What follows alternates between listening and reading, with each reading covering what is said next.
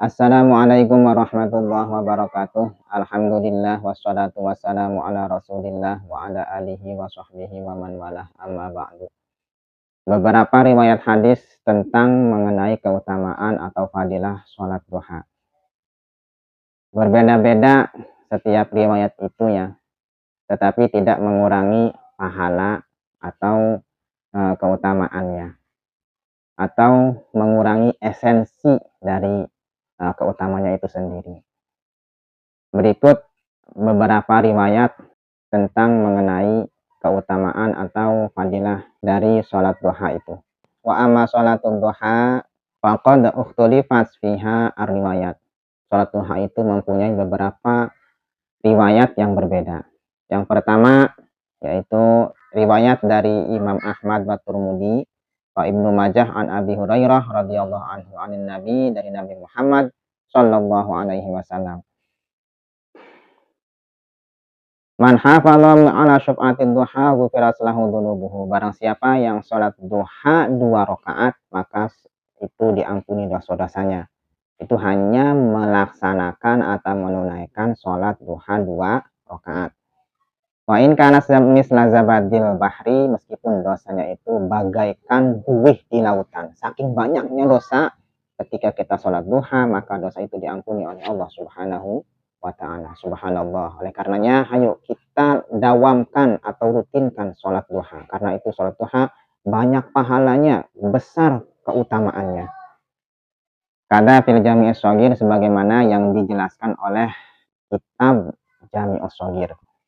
Wasaniyah, yang kedua dari riwayat tentang mengenai soal keutamaan sholat duha.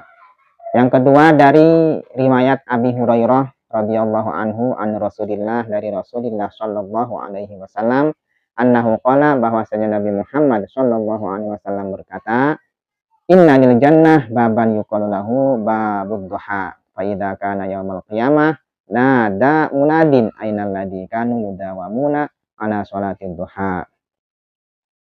Sesungguhnya di dalam surga itu ada satu pintu, yang mana pintu ini dikhususkan untuk orang yang biasa mendawamkan sholat duha. Subhanallah, nanti di akhirat itu yang yaumul qiyamah ada yang memanggil, hai orang yang biasa merutinkan sholat duha, ini tempatmu, ini surga, lewat jalan tempat untuk menuju surga dari sini. Jadi itu pintu itu namanya babud duha. Itu untuk khusus orang yang mendawamkan sholat duha. Subhanallah. Oleh karenanya ayo kita dawamkan, rutinkan sholat duha. Kalau misalkan males, misalkan kebanyakan sampai 12 rakaat, minimal 2 rakaat. 2 rakaat itu paling berapa detik lah, paling semenit juga enggak 2 rakaat itu. Sebenarnya inilah mudah gitu kan. Mungkin yang karena berat atau malasnya itu yang mungkin ya karena belum dawam. Kalau misalnya sudah rutin, sudah terbiasa, mungkin ya enggak terasa berat. Riwayat yang ketiga yaitu riwayat dari Abi Dzar radhiyallahu anhu, annahu qala qala Rasulullah sallallahu alaihi wasallam, ya Abu Dzar, in sholaita duha rakaataini lam tuktab minal ghafilin.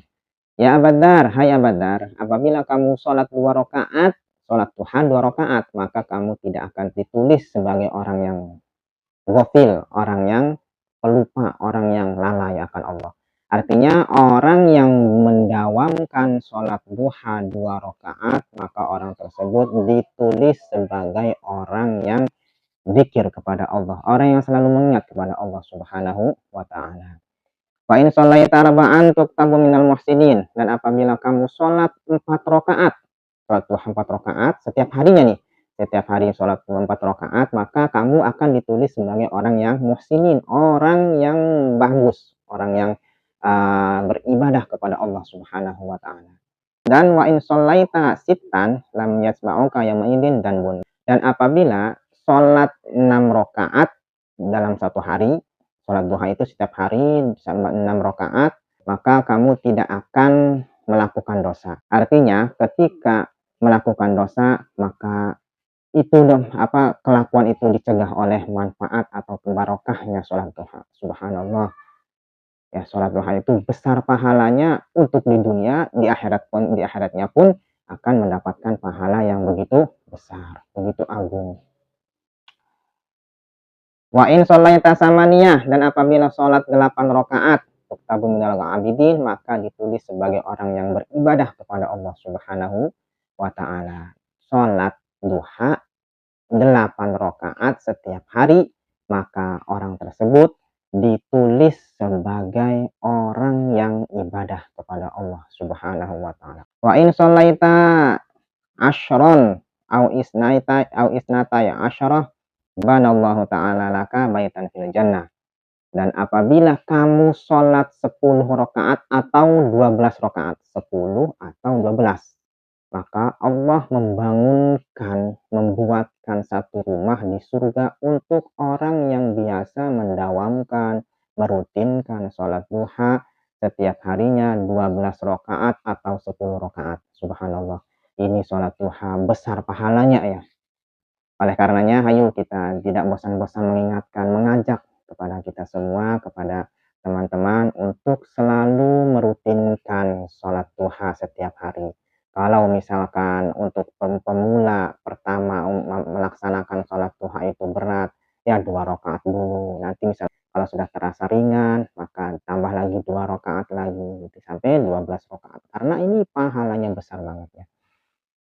Warabi'atu, riwayat yang keempat dari berbedanya beberapa riwayat tentang fadilah atau keutamaan sholat duha, yaitu riwayat dari sahabat Abi Burdah an abihi, dari bapaknya, an Rasulillah, dari Rasulullah Shallallahu alaihi wasallam, annahu qala, bahwasanya Nabi Muhammad Shallallahu alaihi wasallam berkata, in fil insani salasami'atun wasituna mufassola. Fil insani salasami'atun wasituna mufassolan ala kulli mufassol fi kulli yaumin shadaqah. Wallahul muwaffiq ila aqwamit thoriq. Wassalamu alaikum warahmatullahi wabarakatuh.